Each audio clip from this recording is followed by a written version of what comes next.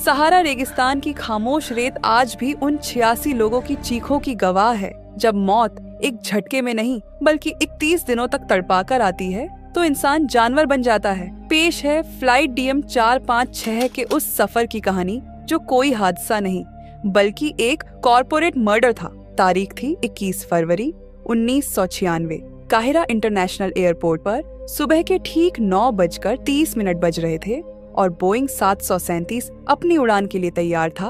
Flight DM 456 में 80 यात्री और 6 क्रू मेंबर्स बैठे थे, जिनके जहन में दुबई की चकाचौंध के सपने तैर रहे थे। कॉकपिट में 20 साल के अनुभवी कैप्टन अहमद खलील और first officer Maria Lopez checklist पूरी कर रहे थे। केबिन में डॉक्टर राज पटेल मेडिकल कॉन्फ्रेंस के लिए तो लीसा चेन बुर्ज खलीफा देखने के लिए उत्साहित थी। पास ही अली परिवार का 10 साल का बेटा उमर खिड़की से बाहर देखकर हाथ हिला रहा था। एयर होस्टेस सारा थॉम्पसन मुस्कुराते हुए जूस सर्व कर रही थी। विमान ने आसमान का सीना चीरते हुए उड़ान भरी और 32,000 फीट की ऊंचाई पर स्थिर हो गया। खिड़की से नीचे विशाल सहारा रेगिस्तान की सुनहरी चादर बिछी हुई नजर आ रही थी। किसी को अंदाजा नहीं था कि जिस रेगिस्तान की खूबसूरती को वे निहार रहे हैं वही कुछ ही पलों में दुनिया की सबसे खौफनाक कब्रगाह बनने वाला है। टेक ऑफ के ठीक 1 घंटे बाद अचानक एक रूह कंपा देने वाली आवाज आई, जैसे किसी लोहे के ढांचे को फाड़ दिया गया हो। विमान के दाहिने इंजन से गहरा काला धुआं और आग की लपटें निकलने लगी। कॉकपिट के सारे अलार्म बजने लगे और हाइड्रोलिक प्रेशर तेजी से नीचे गिरने लगा। फर्स्ट ऑफिसर मारिया लोपेज की उंगलियां स्विचेस पर दौड़ रही थीं, लेकिन सिस्टम ने जवाब देना बंद कर दिया था। हवा में उड़ती रेगिस्तान की महीन धूल ने बाएं इंजन के टरबाइन को भी चौक कर दिया। 32,000 फीट की ऊंचाई पर उड़ता विशाल विमान अचानक पत्थर की तरह गिरकर 12,000 फीट पर आ गया। केबिन के अंदर ऑक्सीजन मास्क नीचे लटक गए और चीखें गूंजने लगीं। मारिया ने रेडियो पर पूरी ताकत से मेडे मेडे चिल्लाया, लेकिन वे अब हर रडार की पहुंच से बाहर जा चुके थे। नीचे सहारा रेगिस्तान का खूंखार हिस्सा ग्रेट सैंड सी था। कैप्टन अहमद अपनी पूरी ताकत लगाकर योक को खींचे हुए थे, लेकिन प्लेन उनके इशारों पर नहीं चल रहा था। केबिन में ब्रेस फॉर इम्पैक्ट की खौफनाक चेतावनी गूंजने लगी। डॉक्टर राज पटेल ने अपनी मौत को सामने देखकर पास बैठी एक अनजान महिला का हाथ कसकर पकड़ लिया। प्लेन की स्पीड 500 से गिरकर 300 नॉट्स पर आ गई और जमीन सिर्फ कुछ मीटर दूर थी। तभी विमान का निचला हिस्सा रेत के एक विशाल टीले से भयंकर गति के साथ टकराया। एक कान फाड़ देने वाले धमाके के साथ प्लेन फिसलने लगा और उसके दोनों पंख शरीर से अलग हो गए। खिड़कियों के कांच टूट गए और तपती धूल का बवंडर अंदर घुस गया। वह टूटा प्लेन करीब 1 किलोमीटर तक रेत पर घिसटता रहा और अंततः एक भयानक चीख के साथ रुक गया। प्लेन का पिछला हिस्सा टूट चुका था। धूल और धुएं के बैठते ही जो मंजर सामने आया वह किसी भयानक डरावने सपने जैसा था। विमान के टुकड़े मीलों दूर तक बंजर मरुभूमि में बिखरे पड़े थे और तापमान 45 डिग्री को पार कर रहा था। कैप्टन अहमद और एयर होस्टेस सारा ने तुरंत मलबे में फंसे लोगों को बाहर निकालना शुरू किया। यह चमत्कार था कि सभी 86 लोग जिंदा थे, हालांकि 10 बुरी तरह घायल थे। डॉक्टर राज पटेल ने बिना वक्त गंवाए अपना मेडिकल बैग निकाला और रेत पर ही घायलों की पट्टियां करने लगे। जब लोगों ने चारों तरफ देखा तो जहां तक नजर गई सिर्फ रेत के ऊंचे पहाड़ थे। उन्हें लगा कि वे एक इंटरनेशनल फ्लाइट पर थे, इसलिए बचाव दल कुछ ही घंटों में उन्हें ढूंढ लेगा। उन्होंने छांव बनाई और पानी की बची खुची बोतलों को इकट्ठा किया, लेकिन वे इस कड़वी हकीकत से बेखबर थे कि वे अपने तय रूट से बहुत दूर भटक चुके थे। रेगिस्तान का असली रूप तब सामने आया जब सूरज ढलने लगा। दोपहर की झुलसा देने वाली गर्मी रात होते ही बर्फीली ठंड में बदल गई और तापमान 0 के करीब पहुंच गया।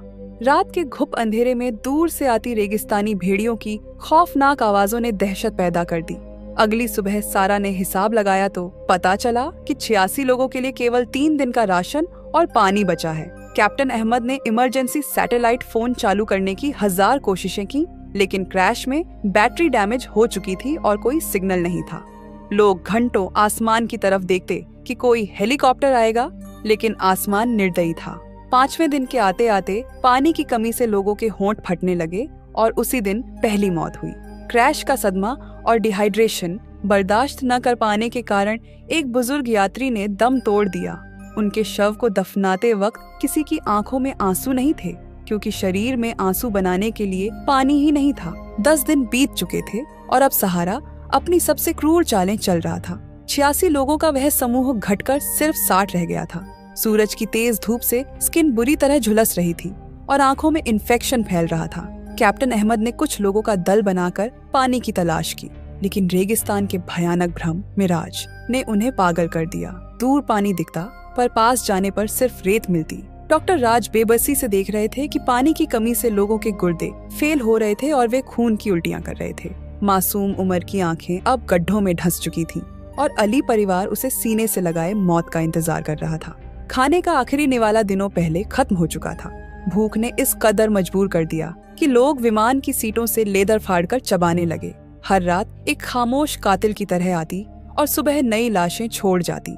15वें दिन तक हालात इतने बदतर हो गए कि इंसानी संवेदनाएं पूरी तरह दम तोड़ चुकी थीं। मलबे के पास केवल 40 लोग जिंदा बचे थे, जिनमें से ज्यादातर खड़े होने लायक भी नहीं थे। तेज रेतीली हवाओं ने प्लेन को आधा रेत से ढक दिया था। प्यास का दर्द इतना भयानक था कि कुछ लोगों ने मानसिक संतुलन खो दिया और भ्रम में रेत खाने लगे, जिससे तड़पकर उनकी मौत हो गई। First officer Maria Lopez delirium का शिकार हो चुकी थी और हवा में घूरती हुई स्पेनिश में अपनी माँ को पुकार रही थी। डॉक्टर राज के पास पट्टियां नहीं बची थीं, तो उन्होंने अपनी ही शर्ट फाड़कर लोगों की मदद की। चारों तरफ सड़ती लाशों की बदबू फैलने लगी थी और रात में जहरीले बिच्छू रेंगने लगे थे। एक रात अली परिवार का छोटा चिराग उमर हमेशा के लिए खामोश हो गया। अगले 48 घंटों के भीतर उसी सदमे और भूख से अली और उनकी पत्नी ने भी रेत पर दम तोड़ दिया। 20 दिन बीत चुके थे और सर्वाइवर्स की संख्या सिमटकर सिर्फ 20 रह गई थी। सहारा की भट्टी ने उनके शरीरों का सारा मांस सुखा दिया था और वे चलते फिरते कंकालों जैसे दिख रहे थे। कैप्टन अहमद ने टूटी बैटरी से तारों को जोड़कर रेडियो सिग्नल भेजने की एक हताश कोशिश की। सारा थॉम्पसन, जिसने एक माँ की तरह सबका ख्याल रखा था, आज खुद सांस लेने के लिए संघर्ष कर रही थी। भूख इतनी चरम पर थी कि लोग मरे हुए कीड़े खाने को भी तैयार थे। डॉक्टर राज पटेल ने कांपते हाथों से अपनी डायरी में लिखा, आज हमने अपनी इंसानियत का आखिरी हिस्सा भी खो दिया है। रात को चमकते तारे जन्नत जैसे लगते, लेकिन नीचे जमीन पर वे जीते जागते नर्क में थे। लीसा चेन की याददाश्त जा चुकी थी और वह सिर्फ बुदबुदाती रहती थी। प्यास बुझाने के लिए मुंह में लार तक नहीं बची थी। वह भव्य प्लेन, जो कभी तकनीक का नमूना था, अब उनके लिए सिर्फ एक विशालकाय मकबरा बन चुका था। 25वें दिन उस रेगिस्तान में केवल 12 लोग ही जीवित बचे थे। कैप्टन अहमद ने देखा कि एक जगह बैठकर हर कोई मर रहा है, इसलिए उन्होंने उत्तर दिशा की तरफ चलने का फैसला किया, लेकिन उनका शरीर इस लायक नहीं था। मुश्किल से 2 मील चलने के बाद 3 लोगों ने रेत पर गिरकर दम तोड़ दिया। डॉक्टर राज के पैर में भयंकर गैंग्रीन फैल चुका था, फिर भी वे लंगड़ाते हुए पीछे चल रहे थे। दोपहर की धूप ने उनके दिमाग की वास्तविकता को मिटा दिया था। तभी सारा थॉम्पसन को लगा कि दूर पहाड़ी के पीछे झरना बह रहा है।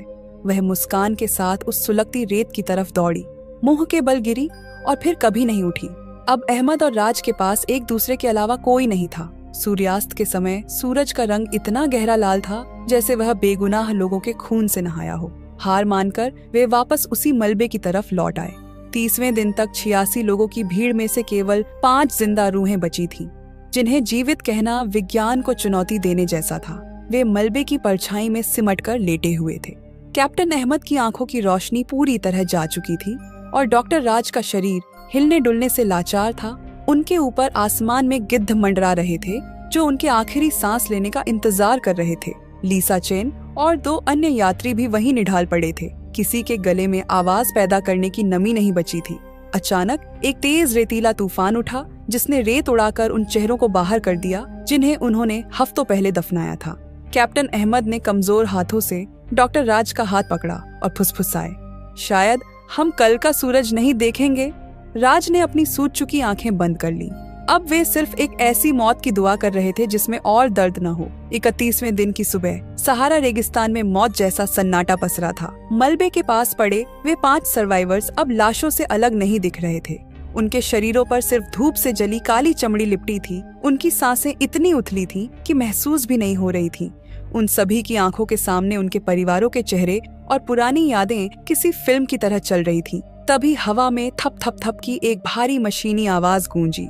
रेत के कण हवा में उड़ने लगे और एक विशाल टीले के पीछे से लीबियाई मिलिट्री का गश्ती हेलीकॉप्टर सामने आया।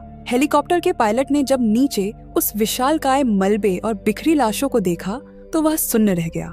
सैनिक हथियार ताने बाहर निकले, लेकिन वहां का खौफनाक मंजर देखकर उनकी रूह कांप गई।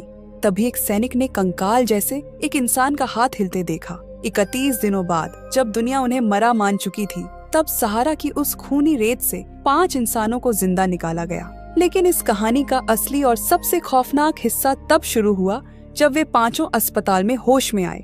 जांच अधिकारियों के सामने कैप्टन अहमद ने कांपती आवाज में कहा, वह कोई तकनीकी खराबी नहीं थी, हमारे साथ धोखा हुआ था। फॉरेंसिक जांच में यह रोंगटे खड़े करने वाला सच सामने आया कि एयरलाइंस ने इंश्योरेंस के करोड़ों डॉलर हड़पने के लिए जानबूझकर फ्लाइट के इंजन में खराब पुर्जे डलवाए थे। ये कोई हादसा नहीं, बल्कि एक कॉर्पोरेट मर्डर था। सबसे बड़ा ट्विस्ट तब आया जब पता चला कि जिस चीफ इंजीनियर ने चंद पैसों के लिए इंजन में खराब पुर्जे फिट किए थे, वह खुद अपनी निजी यात्रा के चलते आखिरी मौके पर उसी फ्लाइट में सवार हो गया था। वह अपनी ही रची साजिश का शिकार हुआ और वहीं तड़प कर मर गया। आज वे 5 लोग शारीरिक रूप से जिंदा हैं, लेकिन दिमागी तौर पर वे कभी उस रेगिस्तान से वापस नहीं आ पाए और रात की हवाओं में उन्हें आज भी अपनों की चीखें सुनाई देती हैं।